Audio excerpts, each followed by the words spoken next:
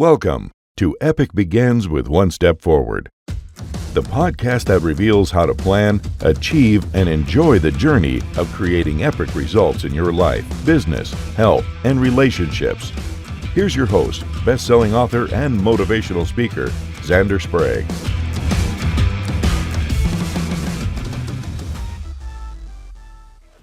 Hello, Epic people, and welcome back to another exciting episode of Epic Begins with One Step Forward. I'm your host, Xander Sprague, and today I am joined by Pramoda. Pramoda, please introduce yourself and tell us who you are and what you do.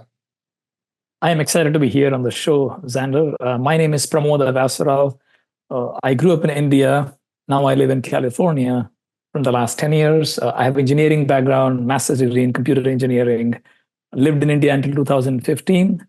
I worked in the technology industry for a long time, including companies like Oracle and Facebook, which is now called Meta. In the last 18 months, I am on my own. I run a coaching company called Changesmith Coaching, like blacksmith and goldsmith. A changesmith is a person who is skilled in consciously changing their thoughts and behaviors. I call them changesmith. I have digital courses, live courses, and one-to-one coaching for the technology community. My audience is primarily from the engineering and technical field. Cool. Well, I'm excited to find out more about that. One of the things that I do know, and I'd love to start off with, is you've been on a bit of an epic journey, my friend. And you in 2023, you set out to accomplish just a little. You want to tell me what you set out to do and what you did achieve on this epic journey last year? Yes. So way back, if you go back my journey, in 2003 itself, I sort of knew that my own personal development was leading to help other people. I knew in my mind that one day I would be a coach, author, and instructor helping other people through my own transformation. I was waiting to turn age 50 to do that. Now, last year, as part of a massive layoff at Meta, my job was eliminated. So I thought, should I wait to become 50 or start immediately? And the answer was, look, you're 43 right now. Why don't you take a 2-year break and figure out, is this something you want to do and enjoy doing and monetize your experience of the last 21 years? And it felt like a big risk at the time, but I thought 2 years is not too big deal. I can take a break for 2 years and attempt this. I'm on this journey for 18 months now. I did a lot of progress in the last 18 months. What felt risky before is now really enjoyable. I really enjoy what I'm doing. And I'm putting together a system and a funnel for my clients to work with me. So the journey has been amazing. I can talk more about what I have done so far, but the journey has been amazing. It has been fulfilling. In other words, I can say this layoff saved 7 years of my life. Absolutely. And one of the things, that I really, the whole point of my book is we have epic things we want to do. Don't wait. We all have stuff in our life. Oh, someday I'd like to do this. I'll do this when I'm 50. I'll tomorrow, next week, whatever. But the fact of the matter is, time goes by, and whether you participate in your life or not, your life still goes on, whether you participate today or not. And I really want to encourage people to see their epic, even though you're scared. And I get you. I really do, because I too did the same thing. I worked in technology for 22 years, and I was also reduced in force, laid off, fired, transitioned, whatever term they want to use. I was out of jobs, and I went and found other jobs. But I had this moment, kind of like you did, where I was doing technical instruction. I was teaching people how to use software, and I have to say, I think pretty good at it. But I knew in my heart that I had other stuff I was teaching on the side. And I said, why am I teaching other people's stuff when I know I want to teach my own stuff because I know it best? So I too went out there. And it is big and scary. And it is good that you said, I'll give it 2 years. Let me see. Because now there's a little urgency there. So Yes. for you, what was one or two of those first steps that when you had been thinking about it before seemed perhaps impossible or just like not achievable, but when you did it, maybe you were like, oh, okay. Yeah, I'll give you one example. I had this goal of writing a book in 2005. As I made progress on my own goals, I love setting goals and achieving them every year. As I made good progress on my goals from 2003 to 2006 in 3 years, I thought I'll write a book about this to see how people can set goals and go beyond their limits. Mm-hmm. But that book never came out. From 2003 until 2021, the book never came out. Now, after this layoff, I thought, okay, now why don't I write a book? I have some time here, and my passion is goal setting and achievement, personal transformation. Why don't I build my authority and credibility through a book? Initially, it felt like impossible, really impossible. Now, the book is in my hands. There you go. So I wrote the first page in October 2023, last year, October. First page. 30 minutes, I took a timer, I set the timer, and 30 minutes, I started capturing what would I write in the book. And it's a very simple plot. I thought, instead of giving information to people, I don't want to stand on a pedestal and say, I have something to offer to you. I am a PhD holder.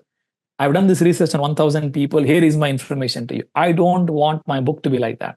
Right. My book needs to be a demonstration, like my own challenges, my own personal goals, whatever is meaningful to me.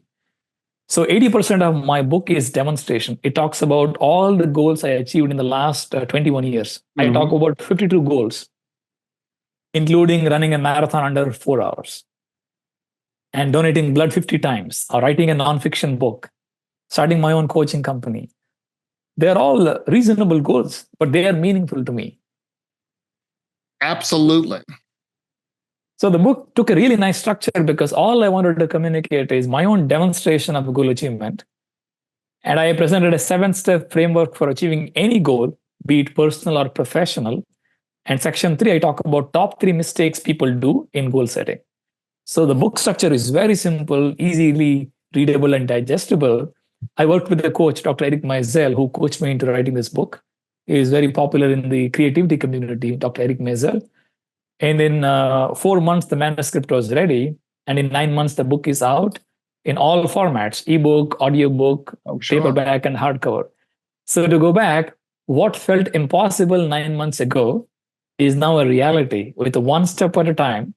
I just focused on putting one brick on the wall, and voila, in 9 months, the wall was ready. I just put bricks every day. Absolutely. And that's that's exactly what I coach people about. Is it does. I too have run marathons, not under 4 hours, but that's good. And obviously, a marathon's a really long distance. I think you'll agree. And the way you do it is literally left, right, repeat. That's how you're going to have to do. You have to. You think about the big goal, but the fact of the matter is, when you're at mile 5, you got to deal with whatever is in front of you, be it a hill, heat, a cramp, whatever, right? I mean, that's really, people think about these big goals and it seems impossible. And oh my gosh, how will I ever do that? I know I had always wanted, I said, I'd like to run a marathon, but I wasn't really a runner. But then I got into running because, frankly, I was working in the corporate world in high tech. And as you know, high tech does seem to, they talk about work-life balance. However, you have to make it. They're not gonna help you. And they'll take 24 hours if you give them 24 hours. Yeah. And so I found exercise was really hard. I found this really funny, sort of dichotomy of, I worked at Intel for 5 years, and they had a gym I could go use for free. And I wanted to go work out to help reduce my stress level. But I was so stressed trying to get to the gym, to get my workout, to be able to get back to my desk to make a meeting. I don't think my stress level actually went down. I think it was just a little higher each time I tried to go. So I was like, look, that's not working for me. So I said, I can run at 5 a.m. I don't have any meetings. I'll go. So when I started to do that, and then I said, hey, I'd like a goal, because we can all go out and run, 3 miles or whatever. But when you're trying to do more than 5, you got to have a reason to do it. I mean, it's great that you love it, but didn't you find training when you knew that you had a marathon that you needed to run? It helps justify, I got to go out and run 12 miles, right? Well, absolutely. I mean, there are days. I remember some days I ran about 20 miles. Yeah. In the sense, 2 weeks before the race or 3 weeks before the race. Yeah. Usually we run 18 to 25 miles to get ready and say, okay, here is my distance. And what I did is I took my family's help. I told my wife and son to come and meet me midway. Sure. So when I'm tired and not feeling energized to continue, they would come and remind me that you have a goal here. You are setting an example for others. And they would give me refreshment, water, some snacks. So I use that as a trick to motivate myself to continue the other half. First 90 minutes was easy on Sundays. Then the difficult part is the next 90 minutes when you're tired. Yeah, absolutely. Absolutely. And so out of interest, what marathon did you run? I have run, my first is a San Diego full marathon. I did 4:04, 4 minutes beyond 4 hours. I wanted to achieve under 4. The second one I run was in Las Vegas. It was an evening race. My best timing is 3:59, a full marathon at 3:59. Wow, good for you. I can't say that my times were nearly that good, but it doesn't matter, honestly. Yeah.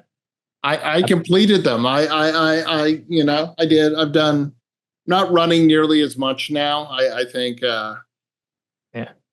age is making it a little harder. I could still do it. It's just, I'd rather ride my road bike. But one thing I found, Xander, is over my years of experience in helping my clients, we human beings underestimate what we can achieve in 5 years, and we overestimate what we can achieve in 1 year. Absolutely. I'll give you a specific example. I ran my first 10K race when I lived in India in 2009. Yeah. So maybe 15 years ago. 15 years ago, I ran my first 10K. I took 75 minutes. 75 minutes. Now, last year in San Jose, I ran a 10K.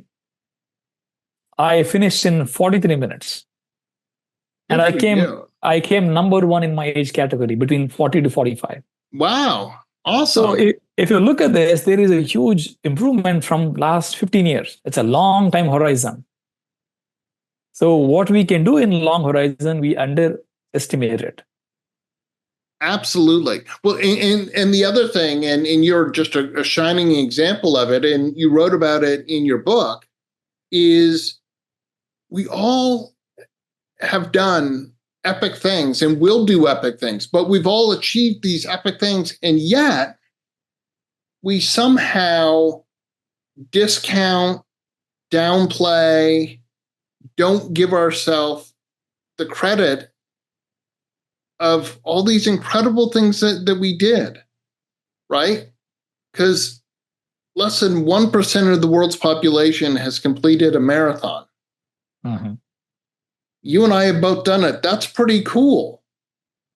Yes, more and more people are running marathons, and I think that's awesome. I think it's an incredible achievement. If you only do it once, you get to say, I'm a marathon finisher. Absolutely. I agree with you. No one can take that away.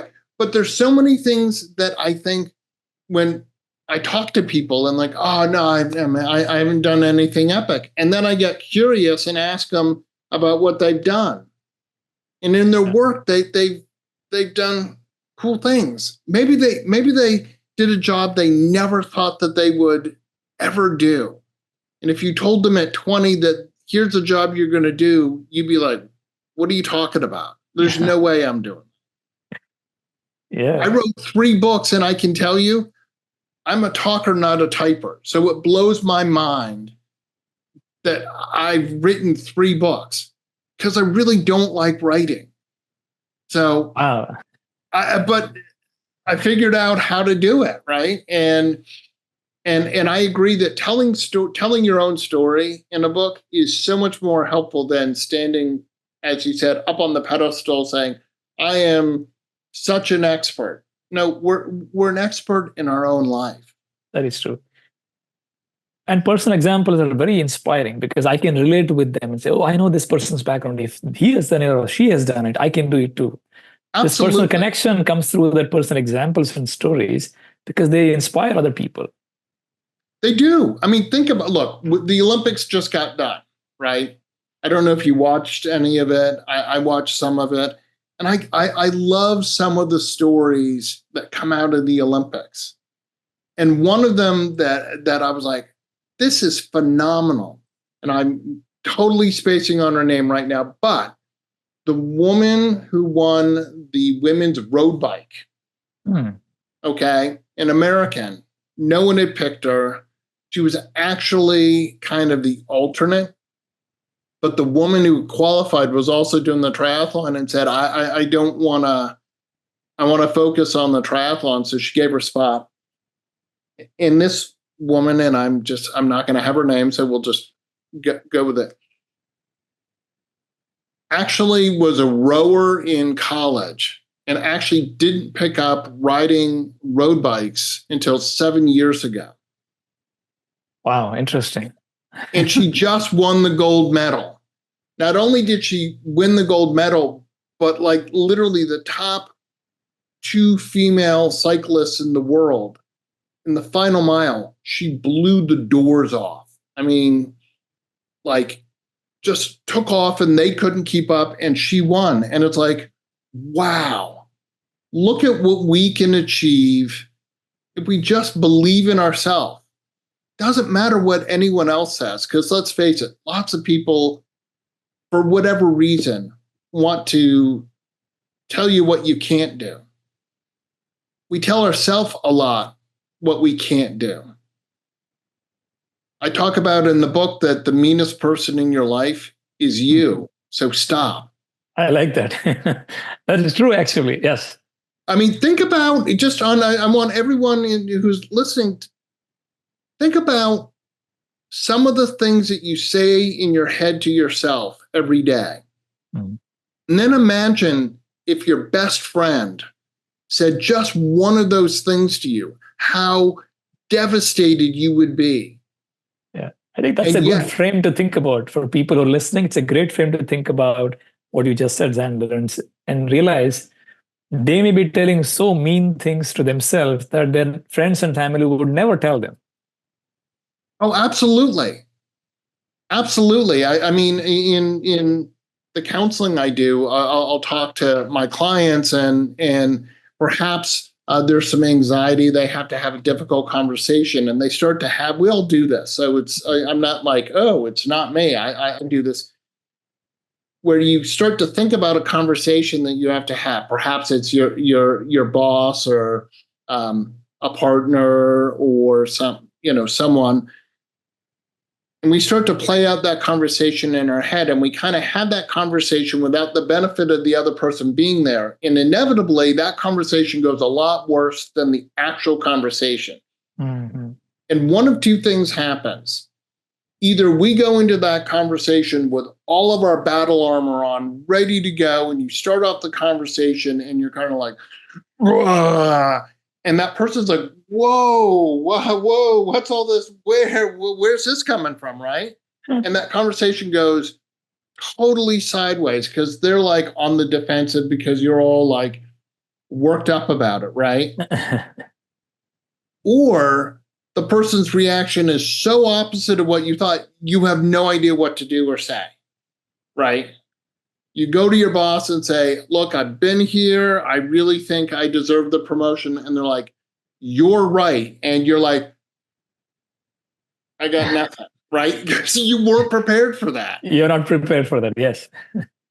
So, I mean that like, don't be the meanest person in your life because there's no reason. frankly, you should be your number one fan, because how can you have other people believe in you if you don't believe in you?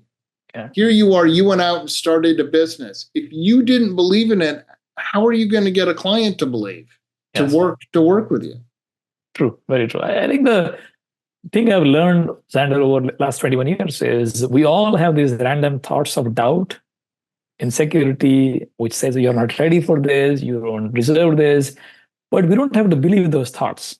They are random thoughts that keep coming. Some of them are good reminders to tell you you're not ready, you don't have the credibility. Yes, they could be good signals. But I don't have to believe every thought I get in my head. I don't have to follow my thoughts. I don't have to weave them into a story and say, here is my chain. I'm tied to this chain of thoughts. So I have the freedom to overcome my own thoughts. That's the realization I have had in 20 years. Absolutely. And I can tell you professionally, I had jobs that I had absolutely there's no reason I should have been hired. Honestly. Okay. However, I do believe that I can do anything I set my mind to. And just because I don't know how to do all of it doesn't mean I can't figure it out. And I think all too often people believe that, oh, I don't have this skill set. I've told this story before, but I want to share it with you. I got hired to work on a Unix help desk at a major investing firm. And in the interview, I did not know what Unix was. I somehow got hired. Now, if you know technology. Being on the help desk implies that not only do I know it, but I know Unix well enough to help other people. Yes, because you're a customer support person. You're supporting customers. And I honestly, up until that interview, had never heard of Unix. But I obviously gave enough answers that I got hired. And I'm like, all right, I got to figure this out. It turned out that it was a lot harder than I thought, but I still did it. And so I think we limit ourselves sometimes, and especially with our epic dreams. Oh, I can't write a book. I'm not a writer. Yeah. I mean, it's so funny as you share this. In my book, I talk about an image. So people get a metaphor called, you are a pumpkin in a jug. Mm-hmm. So the jug is your habitual mind and thinking, your limited beliefs. And your pumpkin is your self-expression in life, whatever you're doing in your life. So if you grow the pumpkin in a jug, it doesn't grow well. It doesn't grow freely. It is now constrained to the size of the jug. Yeah, absolutely. That's a good one. I like that. That's really good. And you're right. I think we are, as human beings, we are so much more resilient than we give ourselves credit for or believe in. Yes. And when we're faced with some sort of adversity, all of the evolution, our millions of years of evolution, really should tell us that we will figure it out. Because there's like millions of people before us who figured it out, and they didn't have nearly the tools that we did. I think of this way, Anderson. In any situation, whether it is a good situation or an adverse situation, you can be doing one of these two things. You can be reacting to the world around you, or you can be creating the life you want. Absolutely. Interesting thing is both of these words, reacting and creating, have the same 8 letters. They are anagrams of each other. Oh, that's good. But you look at the difference in orientation to life is significantly different. Creating meaning you're responding to life, you know what you're doing and why you're doing. You're responding to life the way you can at this point, knowing that there is an outcome you are heading towards. Whereas reacting is you're simply reacting based on your emotions and habitual patterns. You're not really thinking about what's the best response in this situation. That shift is a huge shift, has been for me. Right. And it kind of goes back to something I said earlier, which is life is a participatory sport. Mm-hmm. And you can react to what's happening, or you can be in there. And look, there is stuff that will come up and we have to react to it. Big thing we all had to react to a couple years ago was the pandemic. It kind of fundamentally changed so much of how we did daily things. I mean, if in January of 2020, I came to you and told you that by April of 2020, you would be excited to find toilet paper in the supermarket, you would think that I was drinking or something, right? Yes, and yet, I would think so, yes. And yet, we were all getting excited because we found toilet paper, because all of a sudden there was a shortage of toilet paper, right? Or you're not going to be able to really leave your house and do anything. What are you talking about? Oh, there's going to be a pandemic. Oh, no, those don't happen here. Those happen over there, you know? Yeah. And yet, we had all these changes.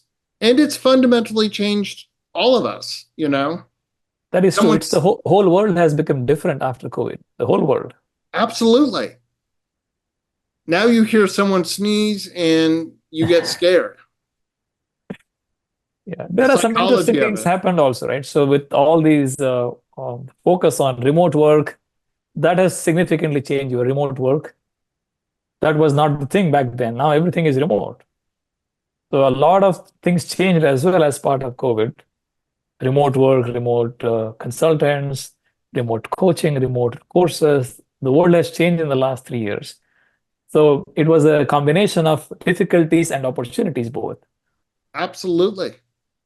Oh, absolutely. And there's all kinds of stuff that I look, there is some positive that has come out of all of that. You're right. The remote work, that proof of concept that yes, a company still can run and everyone doesn't have to be in the office. That has been a seismic shift in the industry. Absolutely. I'm going to say I'm happy I'm not in commercial real estate in the Bay Area right now, because that's a tough challenge. Yeah, it is. It is, especially in these days. Exactly.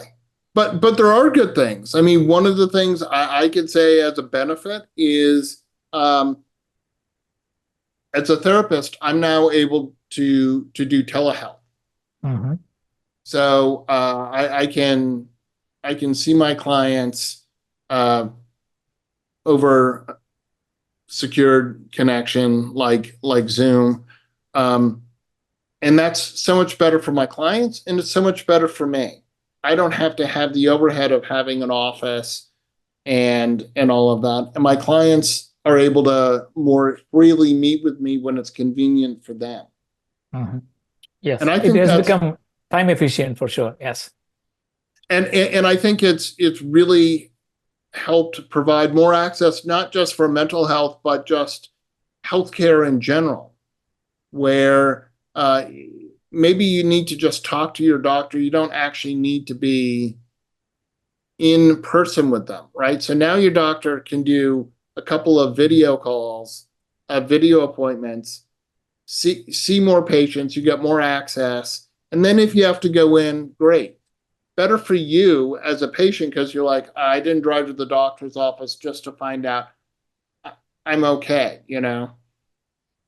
Hey, doc, what about this, this mole, right? They could take a look at it and go, don't worry about it, you're fine, we'll note it down, but you're fine.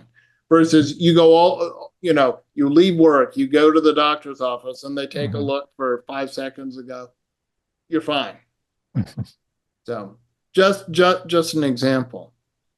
Well, our time is almost up. I wanted to give you an opportunity to share how people can get a hold of you, any other things from your book or from your work that you'd like to share. I'll first share a quick summary of the book's framework so people understand. Any goal you want to achieve, it's a very simple 7-step process. I'll go through very quickly. Begin with the end in mind. Become accountable is step number 2. Define milestones is step number 3. 4 is take one day at a time. Number 5 is bounce back after a setback. You will inevitably get setbacks. You have to bounce back after a setback. Number 6 is quit strategically. There are some goals not worth chasing. You might always quit and say, hey, I will not pursue this goal. It's totally fine. Number 7, like Xander mentions, enjoy the journey. If you're not having fun, something is going wrong with your goals or the approach of you achieving the goal. So that's my quick tips in terms of goal setting. For people who want to know more about me and my work, go to my website, changesmith.me. Just like blacksmith and goldsmith, it's a single word, changesmith.me. Everything you want to know about me is there. You can subscribe to my free newsletter. I send a piece of inspiring content every Saturday morning, always free newsletter, 8 a.m. Pacific time. You can explore the book and my digital courses, my background, as well as my live courses. So changesmith.me is the place to go. Awesome.